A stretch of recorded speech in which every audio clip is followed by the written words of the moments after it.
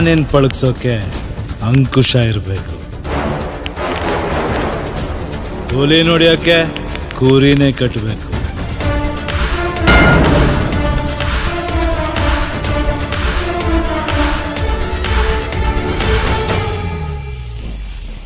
ದುನಿಯಾ ನಮ್ದಾಗ್ಬೇಕಂದ್ರೆ ದೌಲತ್ತು ದಮ್ಮು ಇವೆರಡೂ ಇರಬೇಕು.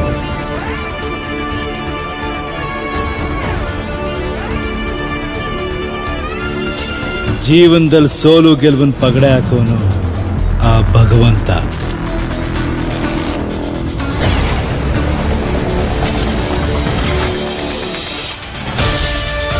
ಸಾವು ಬೆನ್ನಿಂದ ಇರುತ್ತೆ, ಕನಸು ಕಣ್ಮುಂದೆ ಇರುತ್ತೆ. ಸೋತವನ್ ಸ್ಮಶಾನಕ್ಕೆ ಹೋಗ್ತಾನೆ, ಗೆದ್ದವನು ಇತಿಹಾಸ ಸೃಷ್ಟಿಸ್ತಾನೆ.